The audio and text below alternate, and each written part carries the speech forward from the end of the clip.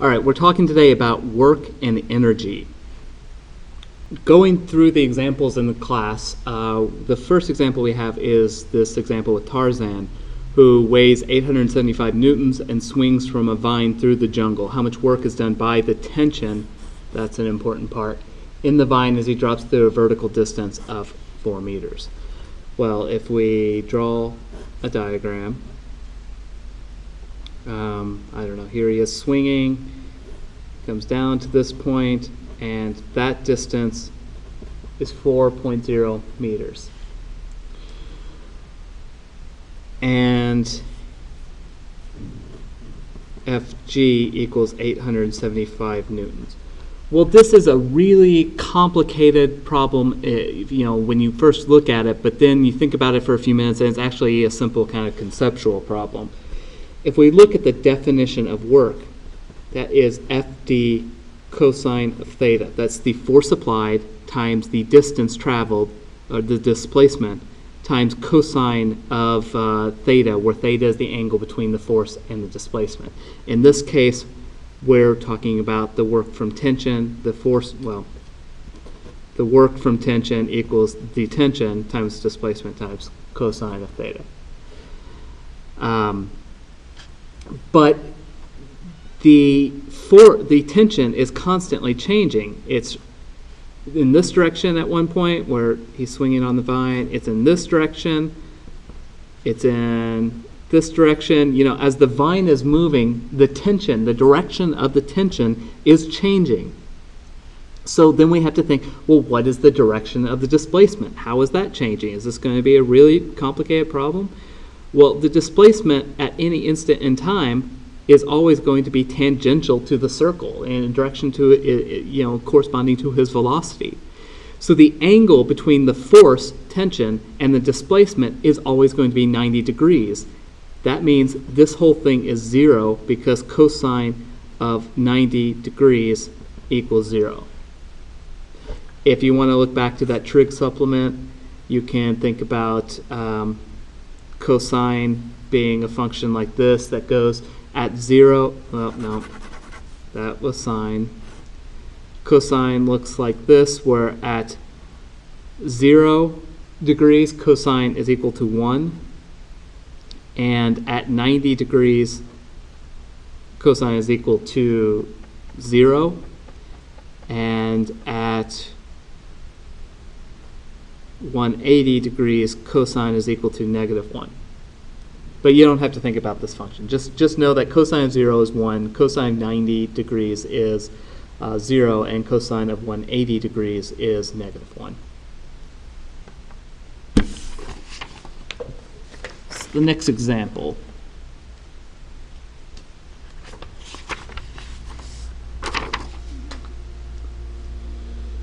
So you have a truck accelerating at a rate of 1.5 meters per second squared. The mass of the crate is 120 kilograms and it does not slip. The magnitude of the displacement is 65 meters. What is the total work done on the crate by all of the forces acting upon it?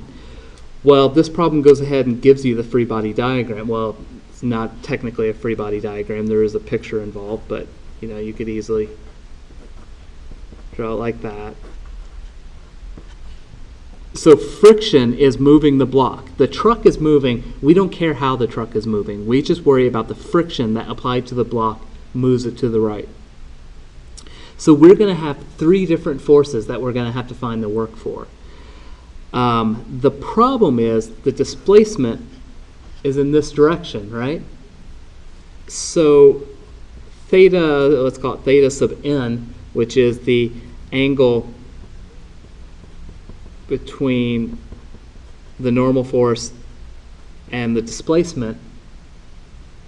And we know theta sub n equals 90 degrees. Let's say normal force is this way, displacement is that way, the angle between them is 90 degrees. So if work equals Fd cosine theta, where in this case where we're talking about the work from the normal force and the normal force, theta is 90 degrees, so cosine theta is 0. So this work equals 0. And it makes sense, right? Because if a force is perpendicular to the displacement, Well, this force is not moving the box at all. It has nothing to do with the box's movement. So its work is 0. Likewise, if we say theta sub g, which is the angle between the force of gravity and displacement, I'll make those vectors too to indicate they have a direction. Well, that is 90 degrees as well.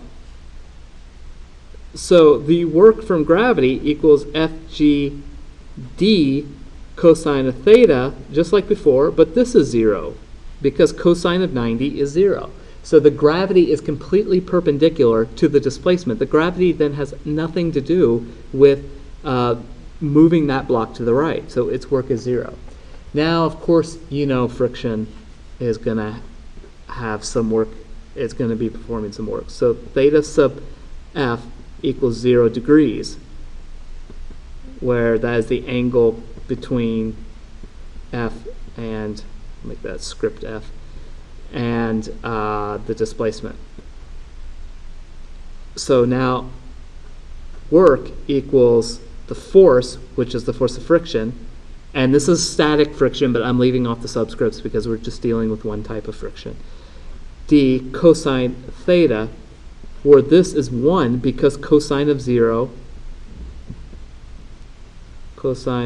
degrees equals 1. So work equals force of friction times displacement. Now this is the only force acting on this. So because of Newton's second law, net force equals mass times acceleration. We can say in the x direction if you want. This is going to equal, the force of friction. So mass times acceleration times d is the work. So work then is the mass, which is 120 kilograms, times the acceleration, which is 1.5 meters per second squared, times the displacement, which is 65 meters. And let's see. I have this calculated somewhere. Yes, 1.17 times 10 to the 4th joules. So work done by friction. I can put a little subscript f if you like, since we have 3 different works we're calculating. Okay?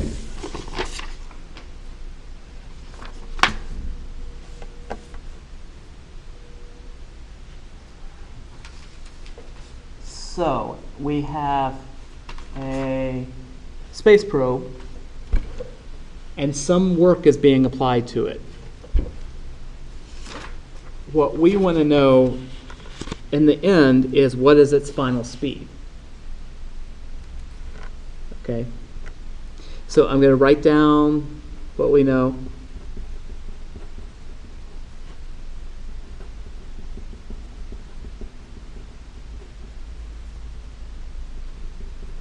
Whoops. Force applied equals 56.0 newtons, and the displacement equals 2.42 times 10 to the 9th meters. Oops. So we have the space probe, work is applied, and then at some point later it's moving with V final, going from V0. So this is where in class I told you to use the work energy theorem. We're not going to do that right now because in class I was slowly revealing to you how all this stuff came together. So you didn't know then what you know now, hopefully, what you know now. So where you should start every one of these problems is with this equation, the important equation. Whoops. Work non-conservative is equal to the change in the energy. Well, now you can expand that. So equal to E final minus E initial, because that's what change in means. Work non-conservative equals E final, which is KE final plus PE final, kinetic energy plus potential energy, minus KE initial plus PE initial. So all I did was note that whatever non-conservative force is acting on this object is adding or subtracting energy from the system. So that change in energy is equal to the work from that non-conservative force. Now, we know the change in energy is final minus initial. Delta always means final minus initial. And we know that the energy at each point, the final and the initial point, is the sum of the kinetic and potential energy at the final or initial point. So I can come down and say work non-conservative is now equal to 1/2 mv final squared plus mgh final. And remember, I told you potential energy is always going to be due to gravity in this class. So that's why I use the form of gravitational potential energy. Minus 1/2 mv initial squared plus mgh not squared. No squared. Nothing squared there with potential energy. All right, so the problem does not mention any form of potential energy. These probes are out in space. They're not really feeling the influence of gravity. So we're not going to worry about potential energy at all. It's at the same height, if you will. We would normally measure height in relation to Earth, but these are out in the middle of space. So there's nothing provided at gravitational potential energy. However, we do know that there is work being involved. So we're going to have to expand this in terms of the definition of work. And it's a non-conservative force because all it says is some force. If it's not some fundamental force like gravity, it's non-conservative. Or if it's, friction is non-conservative too. There are lots of non-conservative forces. Because it's non-conservative because it's adding or subtracting energy from the system. Okay, so 1/2 mv final squared minus 1/2 mv initial squared.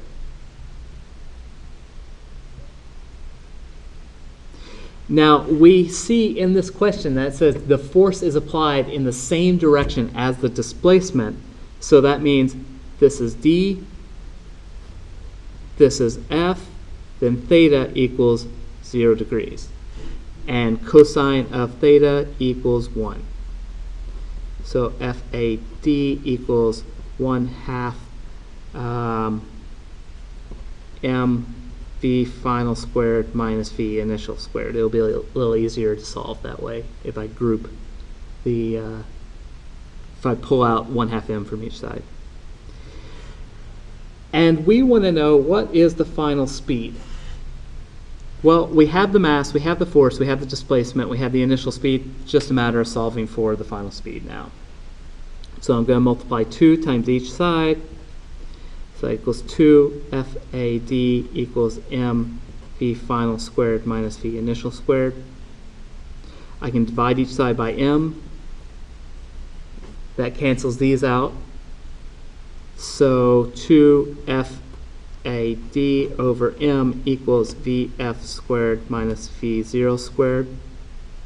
And vf squared is just equal to 2 FAD over m plus v0 squared. And vf is equal to 2 FAD m plus v0 squared, all under the square root. So I can just plug in numbers now. Equals 2 times force applied, which is 56.0 newtons, times the displacement, which is 2.42 times 10 to the 9th meters, over 474 kilograms, plus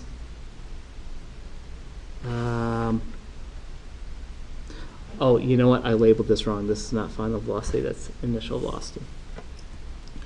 Plus 275 meters per second squared. Plug it all in your calculator. You get 805 meters per second.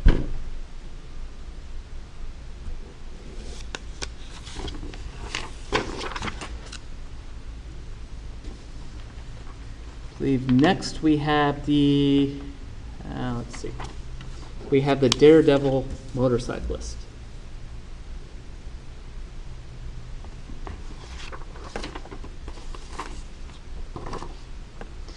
With this problem, again, we're going to use that big equation. We're going to use this a lot. And of course, you're going to have to know what kinetic energy and potential energy is. And you're going to have to know that what the definition of work.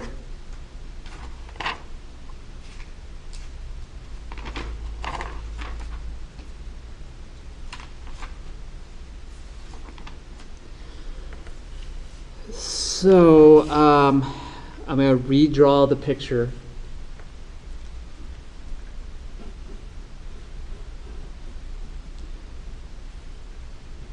This is H0 and this is H final. V0, V final. And I know that H0 equals 70 meters and H final equals 35 meters, and final velocity, initial velocity equals 38 meters per second.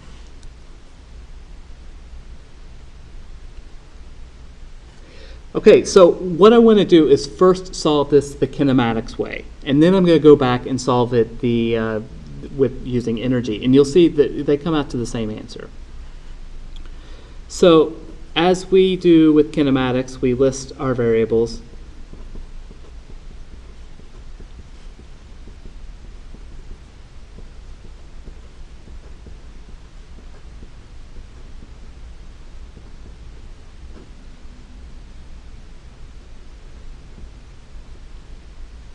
So x0 we're going to say is 0. X we don't know what that is. Vx0 we know that. That's 38 meters per second. And the final velocity in the x direction is exactly the same because the x direction doesn't change because acceleration is equal to 0. Time is equal to time. In the y direction, the initial point is h0. The final point is hf. Vy0, that's the velocity initially in the y direction, that's 0. And we don't know what it is at the end, but we know what the acceleration is. See. So we would use this equation.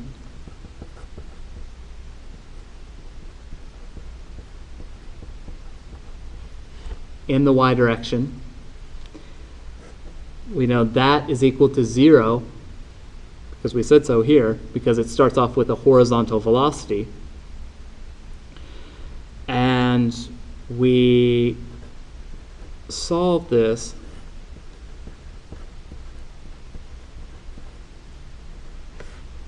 using that equation, taking the square root of each side.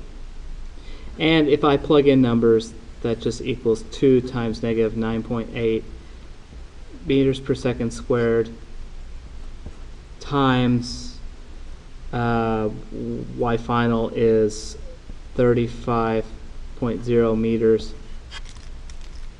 I'll put a bracket here, minus 38.0 meters.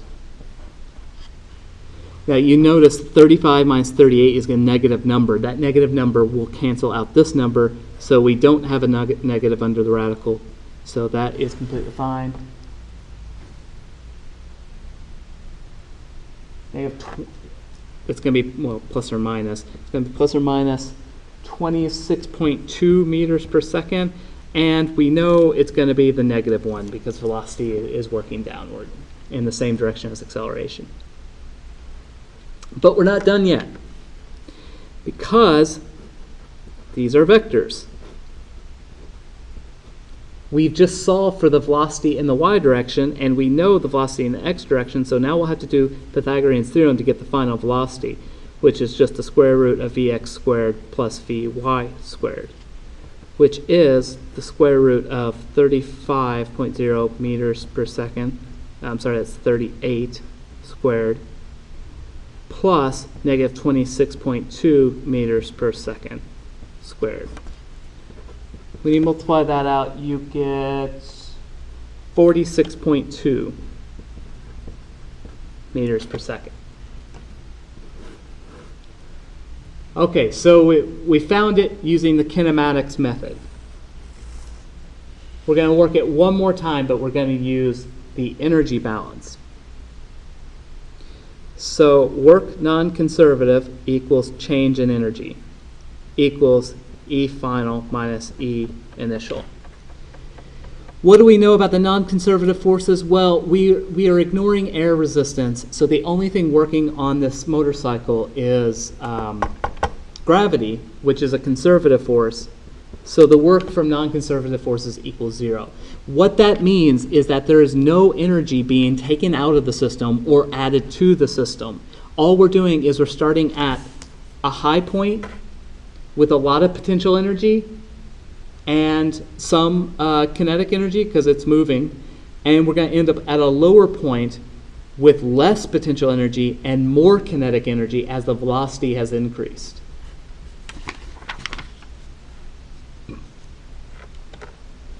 Okay, so that is KE final plus PE final minus KE initial plus PE initial equals 0. Or you can go ahead and move them around. So the energy before equals the total energy after, because nothing has changed. So I'll say 1/2 mv final squared plus mgh final equals 1/2 mv initial squared plus mgh initial. Well, we know right away that the m's cancel out of every term, and we're going to be eventually solving for V final, so I'm going to multiply both sides by 2. Going to leave me with V final squared plus 2gh final equals V initial squared plus 2gh initial. And I can move that to the other side, equals V0 squared plus 2gh0 minus 2gh h final. And I can group it differently, equals V0 squared plus 2gh0 minus hf. V final equals the square root of V0 squared plus 2gh0 minus hf.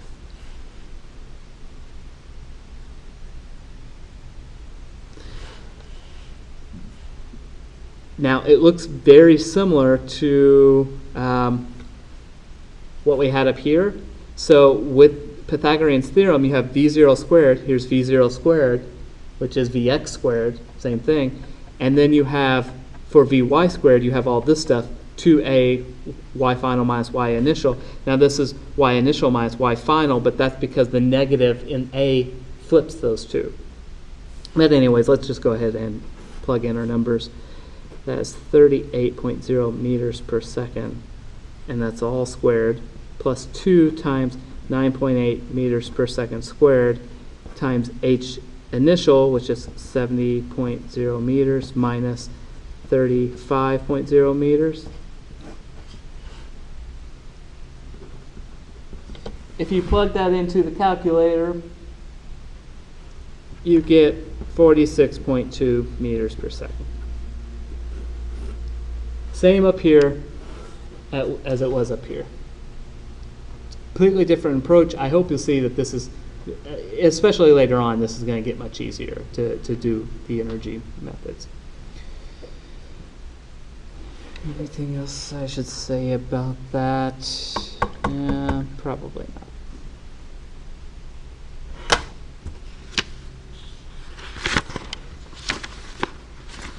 Okay, this is where most classes stopped for this current week, the week of October 8th. But we'll go on and do some more examples.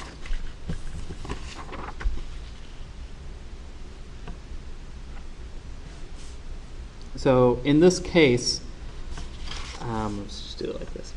You have some fireworks, and you have this non-conservative force from the burning propellant that does this amount of work in lifting the rocket to a height of 29 meters. What is the final speed of the rocket? The mass of the rocket is 0.20. Oh, heck, here's another typographical error. That should be kilograms, not meters. I'll have to go back and fix that in the lectures. All right, so let's list everything we know. We know that the work non-conservative equals 425 joules. We know that the initial velocity equals 0. It's starting from rest. Well, actually, it's down here on the diagram, too. V final, we don't know. We're trying to look for that.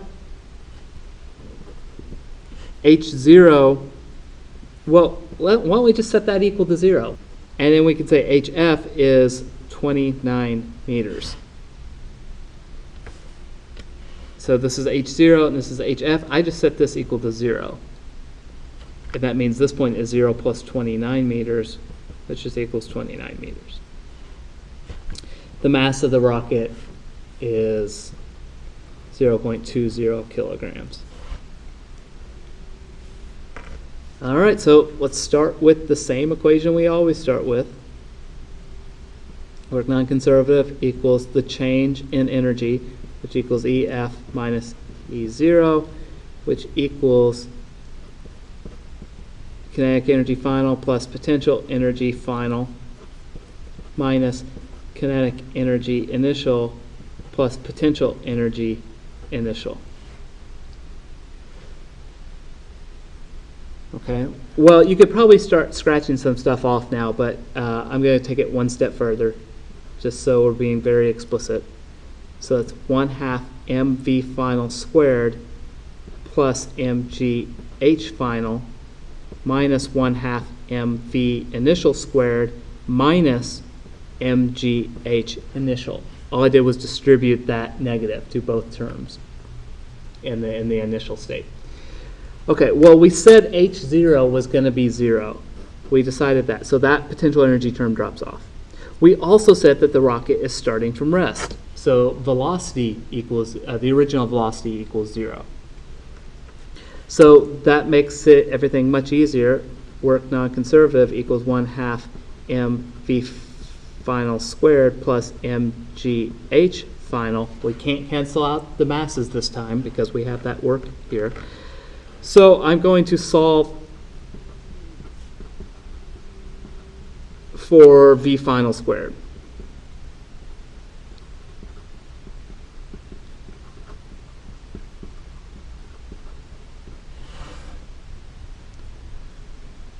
Multiply each side by 2. So that's 2 times the work non-conservative minus mgh final. And now we can divide each side by m. V final equals 2 over m work non-conservative minus mgh final.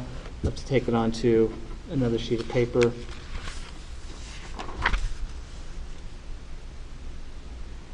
Actually, that was squared. I lost the square. So that means V final equals square root of 2 over m times non-conservative work minus mgh final.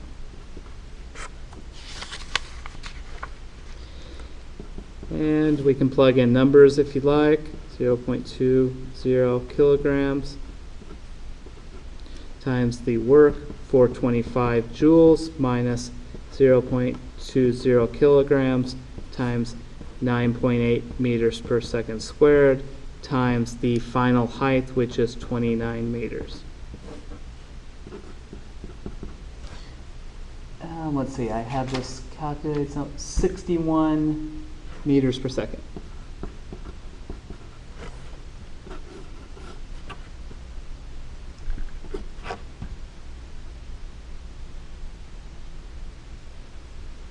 This problem in particular would be completely impossible with kinematics because we're given work from the non-conservative work from the propellant. So because we're given work, we can't use kinematics. If instead they were to give the net force applied by the rocket, well, then you could work backwards and determine what the acceleration was, and you could determine the acceleration. You'd have to determine the acceleration that way. This is much simpler.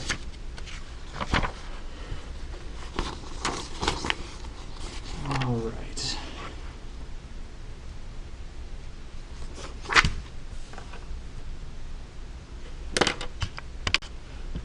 Okay, we are now going to look at inclined planes again. Unfortunately, they're not going away. We have a 1 kilogram block that slides down a 20-meter long, 30-degree incline at constant velocity. How much work is done by gravity and friction? There are two different ways we can solve this problem. We are going to work both ways. The one way is to use the definition of work, and the other way is to use the work energy theorem. So first, we're going to use the definition of work. We are given, I want to write it in a way that I can see it clearly. Mass is 1 kilogram. Displacement is 20 meters. Theta, which is the incline of the plane, is 30 degrees. And how much work is done by gravity and friction? So let me draw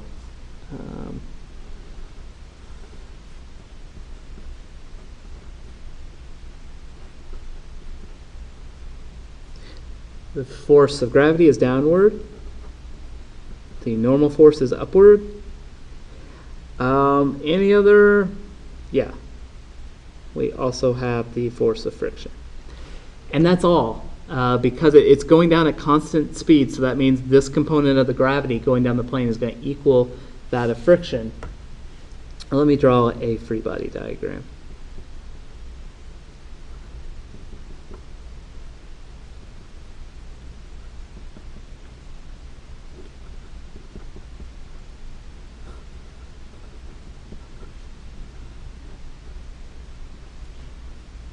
And we know that is theta, which is the angle of the incline. So drawing another free body diagram.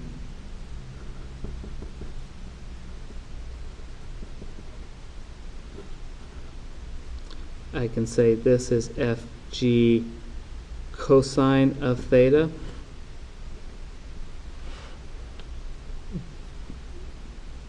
Oh, that's kind of weird. I wrote that. And this will be, oh, I'm sorry. No, that's not cosine. Excuse me, take it back. It's opposite. Yeah, it is cosine. Sorry.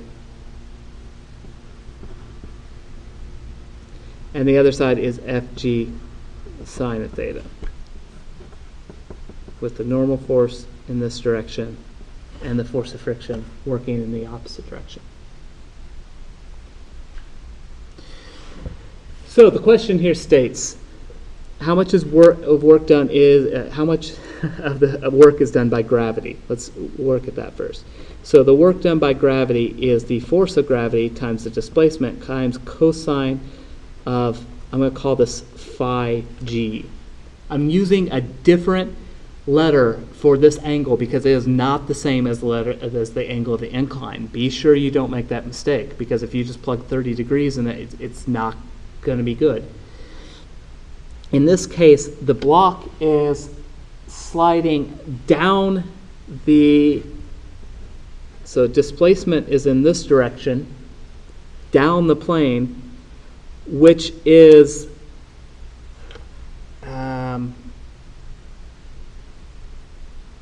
Well, there's two ways to look at it. You can just look at the force of gravity being that force that's in the direction of the displacement at Fg sine of theta, because that's the only portion of the work, of the force doing any work. Or you can look at, as we've said before, phi being the angle between force and the displacement. I guess I'll just keep to the convention we have been doing, where if this is Fg and displacement is in that direction, and we know this is theta, then this must be 90 minus theta.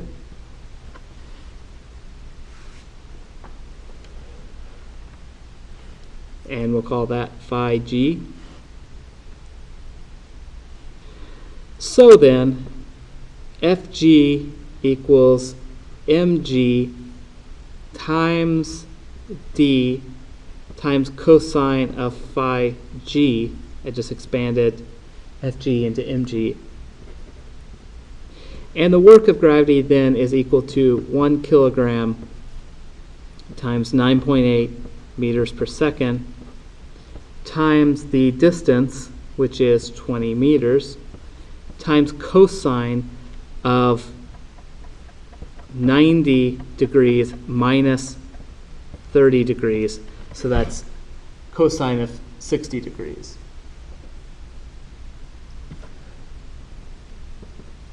So that equals, we calculate it out, 98 joules.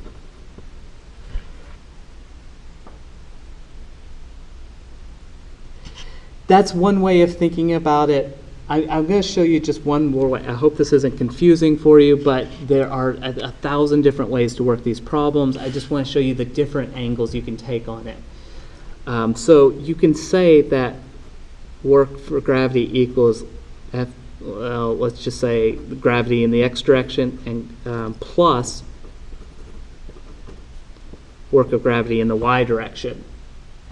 Because you see, we broke up the force of gravity into two components. So that equals F g x times displacement times cosine of alpha gx, not alpha, excuse me, phi, plus fgy d times cosine of alpha gy. Well, we know right here, this is fgy, this is fgx. Well, the angle between the displacement in the direction down the plane and fgy is 90 degrees. So this term is automatically going to drop out to 0. And therefore, the work of gravity is equal to fgx times d times cosine. Well, let's leave that out for a second, because the angle between the displacement and this component is equal to 0. So that is equal to 1. And the work of gravity is equal to fgx times d, which is equal to fg sine of theta times d, which is equal to mg sine of theta times d. All I did was take this fgx and bring it in here. So the work of gravity then is equal to 1 kilogram times 9.8 meters per second times, I'm bringing the distance over here, times 20 meters times the sine of 30 degrees, which is the angle of the incline.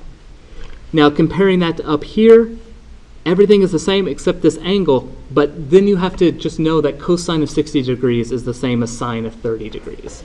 It's the exact same angle, and if you multiply this out, you get 98 joules all over again.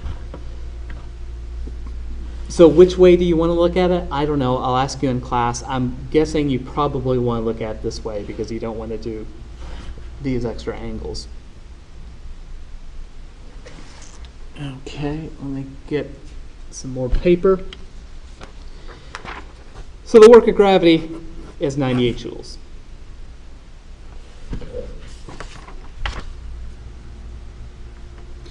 Now then, if we want to look at the work of friction, that equals the force of friction times displacement times cosine of phi sub f.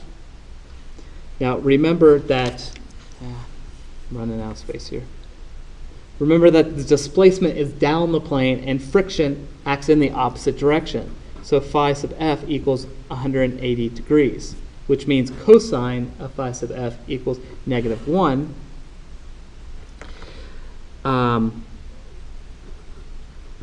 Friction, what is friction? Well, it says it's sliding down at a constant velocity. So we know friction has to equal the force going down the plane, which is Fg sine of theta. And probably I should have summed up all the forces and made the table to prove that. But I didn't. Times the displacement, which is 20, well, I'll leave it as d. So this equals mgd sine of theta. Oh, and I completely forgot to put the -1 in there from this part. Well, what do you note already? mgd sine of theta with a -1, so the work of friction is equal to negative work of gravity, which equals -98 joules.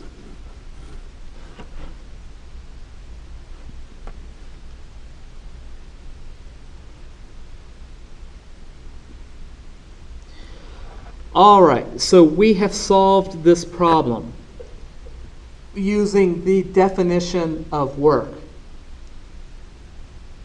I think it's a bit nasty.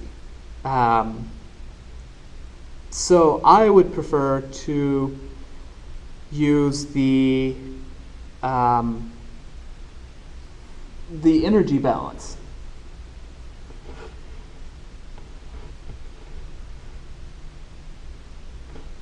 Okay, so let's see.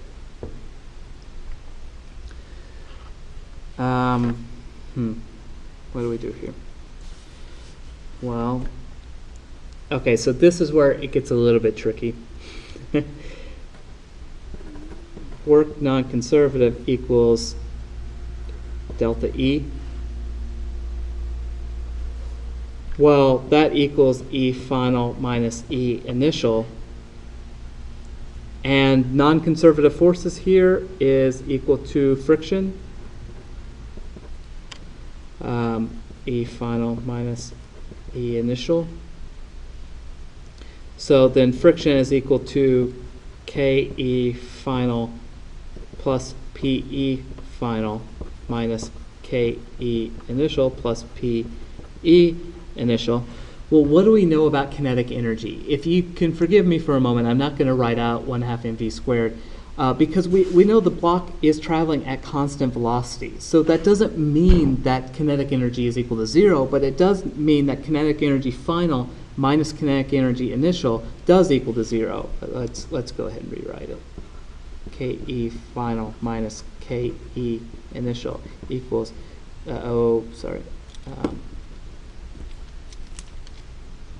plus PE final minus PE initial.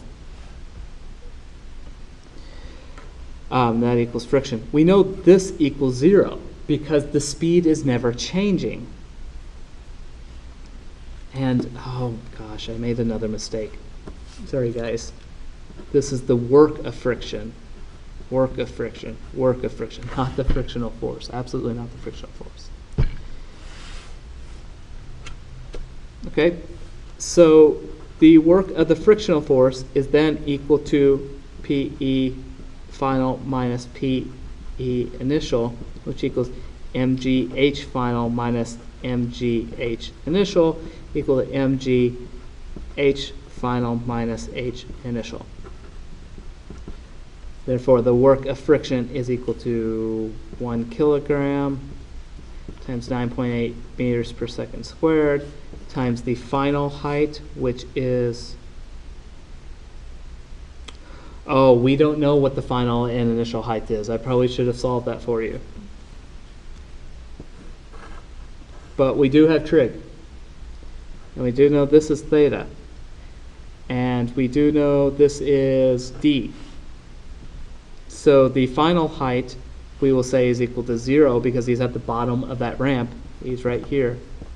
Up here, hf, so we can call it h0, 0, hf. And since h0 is 0, we're just going to call the length of this side hf. So sine of theta equals opposite hf over hypotenuse d. Hf equals d sine of theta. So I can say hf. Oh, I'm sorry, I put h. I'm having a rough day. h0 hf. It's sliding down the plane. Excuse me, I made tons of mistakes. h0 hf. So we can say this is equal to h0, and then this is equal to, I forgot the sliding down the plane. So hf, like we said, is 0 because when he slides down to the bottom of the plane is at the ground. h0 then is negative d sine of theta. So the work of friction is equal to 1 kilogram times 9.8 meters per second squared times negative 20 meters, which is just negative d, times sine of 30 degrees. If you were to go back here, this is what I should have done. Back here, this is going to be mg h final is 0 times negative d sine of theta. So mg d sine of theta, if you look back in all the things we've done, mg d sine of theta, well, that's gravity, but where were we? Where did I do work of friction? Oh, right here. Negative mg d sine of theta, that's exactly what we have down here. Work of friction equals negative 98 joules. So this is exactly the same expression, and we came at it from two different angles.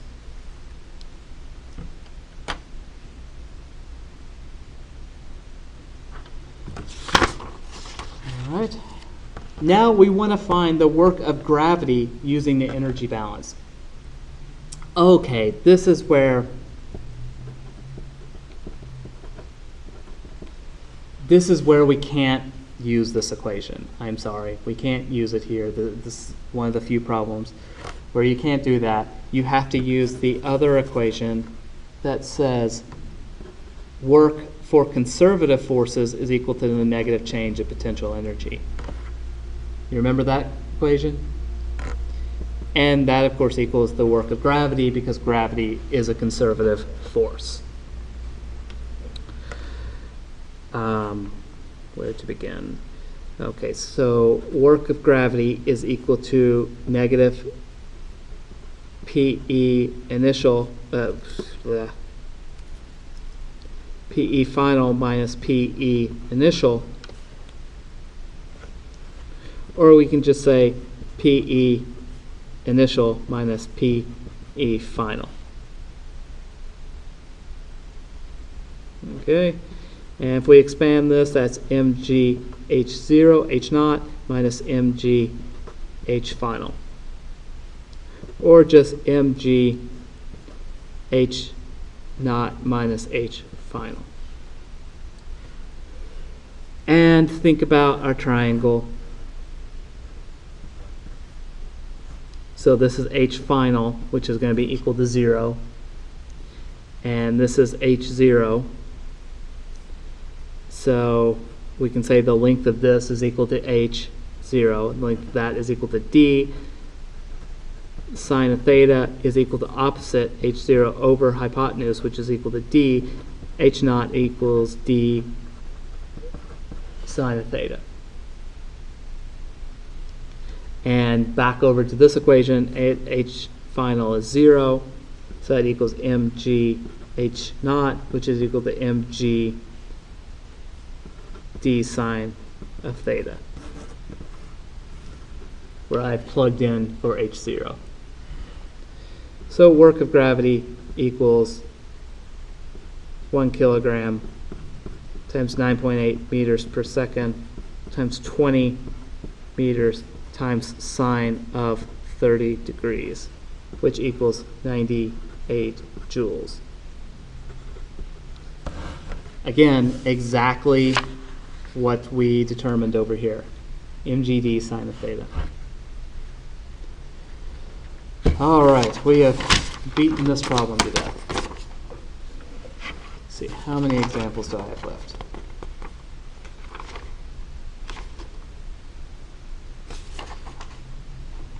Looks like I have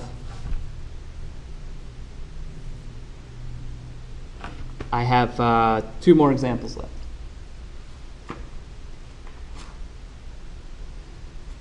So we've got a weightlifter. We give the if G equals 1,000 newtons. Another typo, that should be weight. So it's about 100 kilograms on Earth. H final equals 2.00 meters. He lifts it up and holds it in place. Find the change in mechanical energy of the weight. So we are looking at, from this point,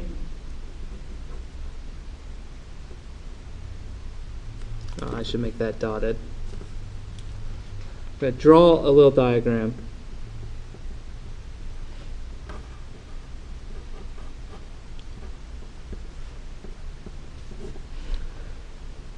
Okay, so we're looking at the change in mechanical energy from the floor to the height where he holds it. We're not worried about in between, because in between there's going to be forces applied, there's going to be an acceleration. It has to go from rest to accelerated to some velocity, then slow back down and stop when he's holding it at the top. We're just worried about initial and final. Well, work non-conservative equals change in energy.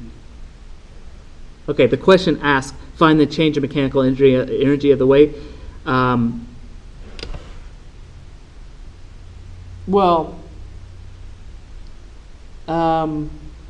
We know that the change in mechanical energy is done by the work from the non-conservative force, which is the work of the weightlifter, right?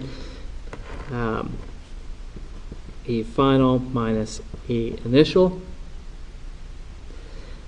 And that equals, well, I'll just continue going on in the line, save paper.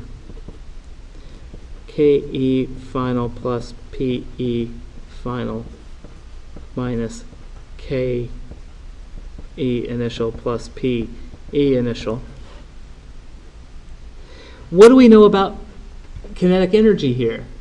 Well, kinetic energy is 0 in both cases, because again, we're ignoring the whole lift from, we're ignoring in between. We're just looking at this point, and we're looking at this point. At both points, the weight is stationary. So both of these kinetic energies drop out. And the work then is equal to PE final minus PE initial, which is just equal to mgh final minus mgh initial, which is equal to mgh final minus h initial. H initial is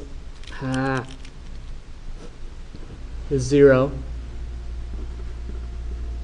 So I should be stating this in terms of change in energy, not in not in work, because the question is asking for the change in mechanical energy.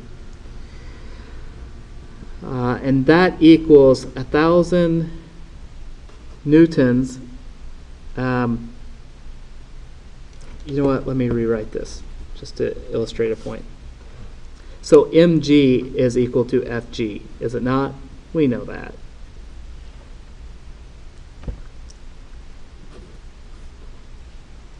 If not, you could take this 1,000 Newton weight, divide it by 9.8, then plug it in for mass, and then multiply it by 9.8 again. Just takes a little time to do that.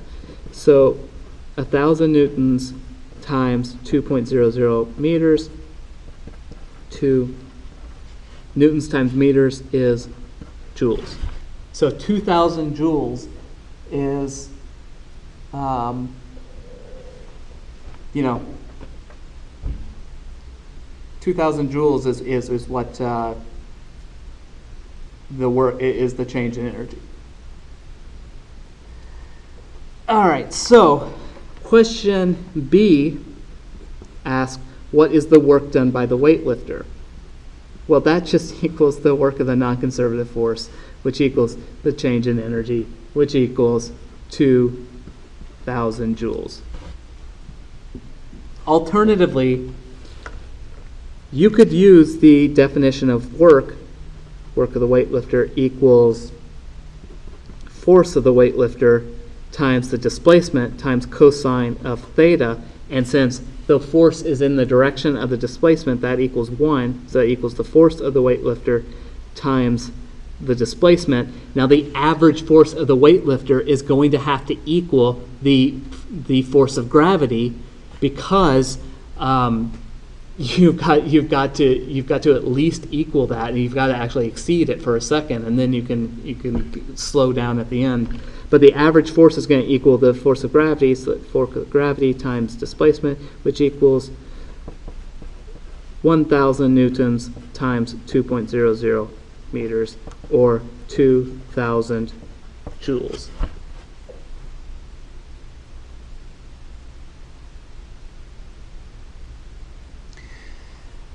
Okay. The next part asks for what is the work done by gravity in this situation. Again, two ways to work that.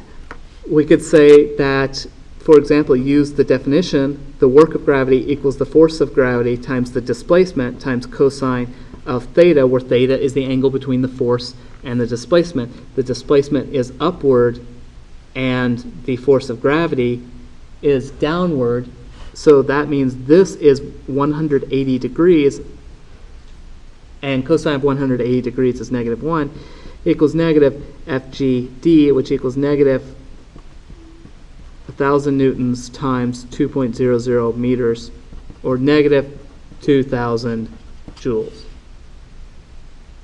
The other way to do it is remember that the work of gravity is equal to the work of conservative forces, which equals the negative change in potential energy, where it equals negative mg h final minus h initial, which equals mg h initial minus h final.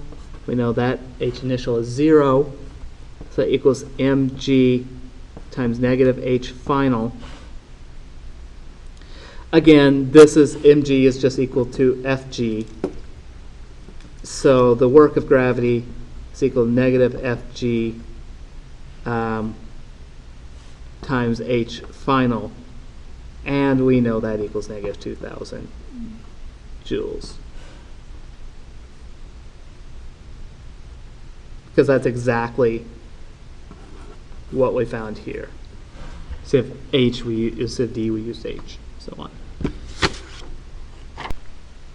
Okay, for the last problem in the energy set, we're going to visit this example here of loading a truck. You load a refrigerator weighing 2,250 newtons onto a truck using a wheeled cart. The truck bed is 1 meter above the ground. Calculate the minimum work that must be done by the force you apply and the magnitude of the force if the ramp is at an angle at 10 degrees with the horizontal. So I'm going to call that theta. We want the magnitude of the force, 1 meter above ground. That's the weight to the truck. Okay, so first thing, I'm going to draw a diagram. Yeah, I forget you guys like the inclines going the other way, so I'll draw it this way. So angle theta, I'll write down some of the stuff I know. Theta equals 10 degrees. Force of gravity equals 2250 newtons.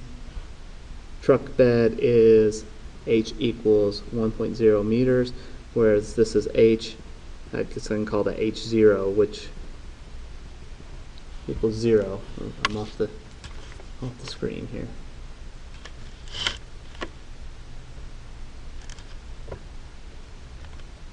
Okay. Anything else? No. Okay. So first we want to find the force applied.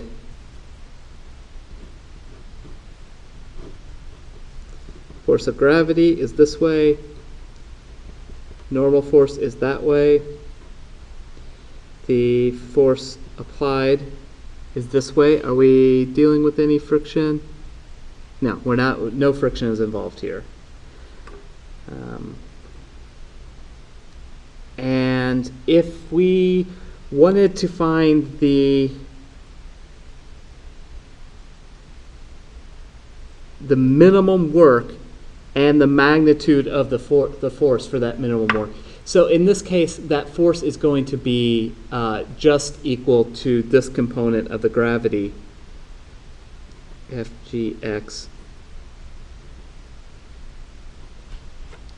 And that is because if you want the minimum force applied, the distance is going to be the same no matter what, but if you want the minimum work, then you must have the minimum force, which means the force is just going to equal the force of gravity down the plane. The two are going to balance each other out, and you're going to load the refrigerator up the plane with a constant velocity. So you're going to have no acceleration. You're just going to add enough force to cancel out the gravity and move it up the plane. Not enough force to cause an acceleration, because that would be some excess force. The problem asks for the minimum force. All right, so I will draw some free body diagrams, plus x, plus y, Fn, force applied, Fg, and we know that is theta, where theta is equal to the angle of elevation. If I want to draw another free body diagram,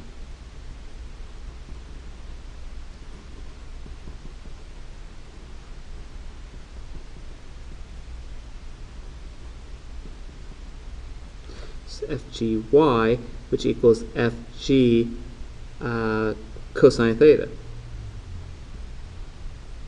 See that? Cosine, it wants the adjacent leg of this triangle. So now this is Fgx, which equals Fg sine of theta.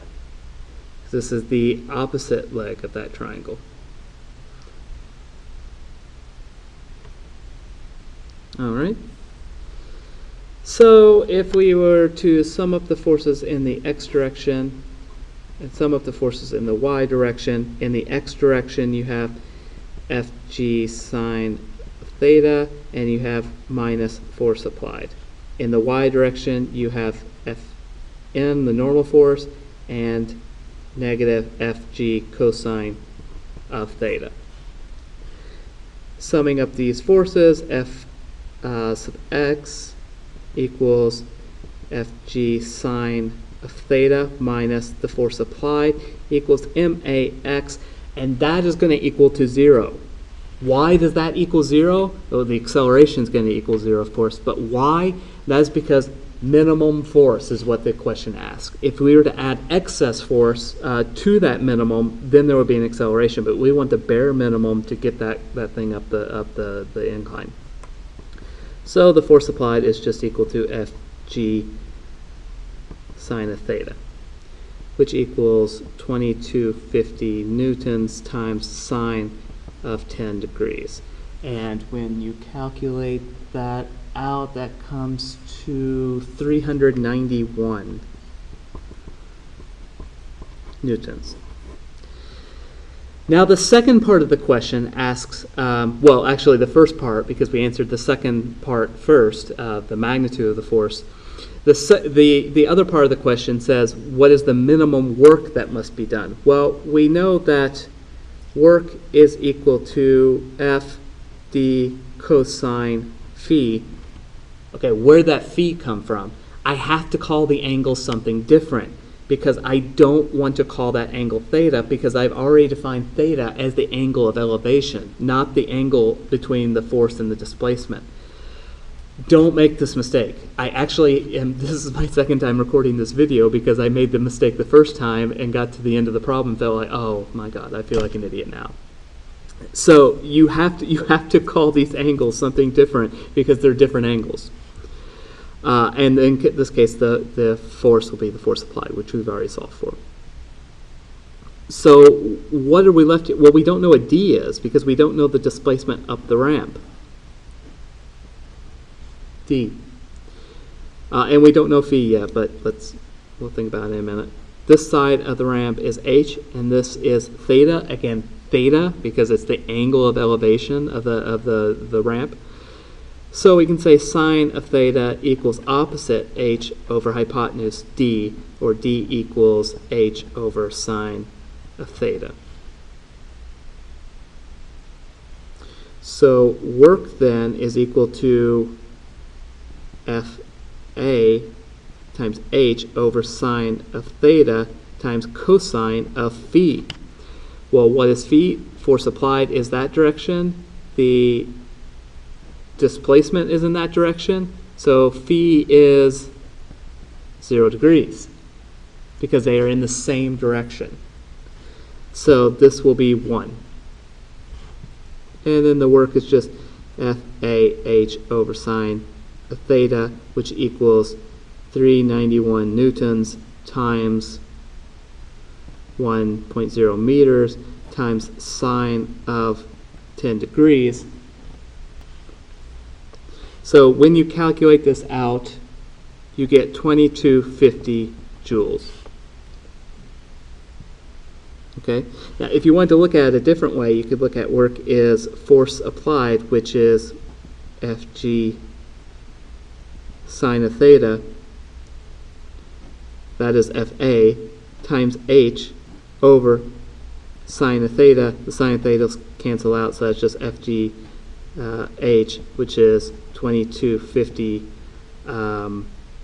newtons times 1.0 meters equals 2250 joules. Either way, you get to the same answer. All I did here was plug in the expression for Fa from up here instead of plugging in the number. Okay, well that is one way to work it. That is working using the definition of work. But we can also work this problem in what I would consider an easier way by using the work energy balance.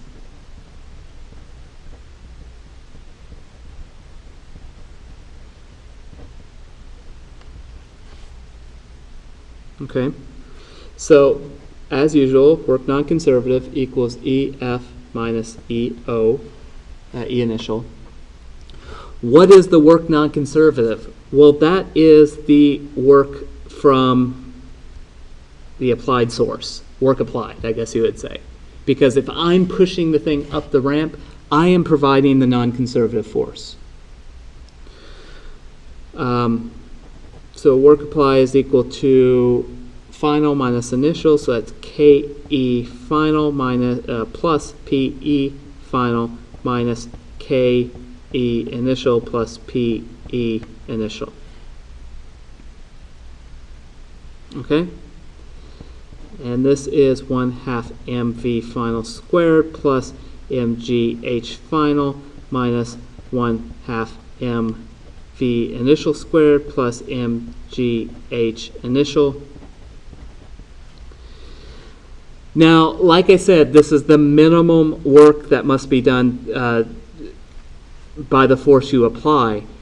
And because it's the minimum work, it is a constant velocity up the ramp. So whatever that velocity is, Vf is going to equal V initial, and these two are going to drop out because you have 1/2 mv final squared minus 1/2 V initial squared, and V final and V initial squared are the same thing, so they drop out. So work applied is equal to mg h final minus mg h initial, or mg h final minus h initial. Okay, which that is just equal to Fg times h final minus h initial. Mg is just equal to the force of gravity on Earth's surface, that is. So that is equal to 2250 newtons times the final height. We're going up up. So it's 1.0 meters minus 0 meters. Work from the applied force, I guess you should say, is 2250 newtons. And then now you'd have to go backwards and say, well, that work applied is equal to force applied times distance times cosine of phi. I'm just using phi again to designate that this is a different angle than the angle of elevation. This is the angle between force and displacement, which is 0, so that equals 1. So FAD, FA is equal to WA over D. So what is D? Well, back to our triangle. Call this theta, this H, this D. Sine of theta equals opposite over hypotenuse. D equals H over sine of theta. A H over sine of theta equals 2250. Uh-oh, my units are wrong up here.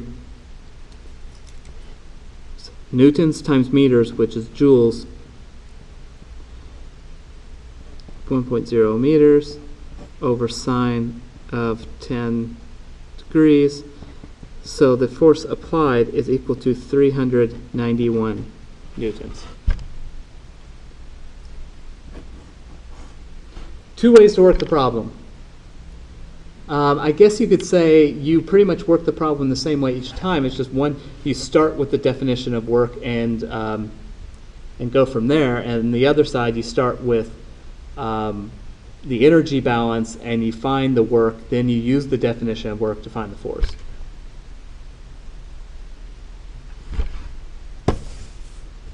And that's all of energy.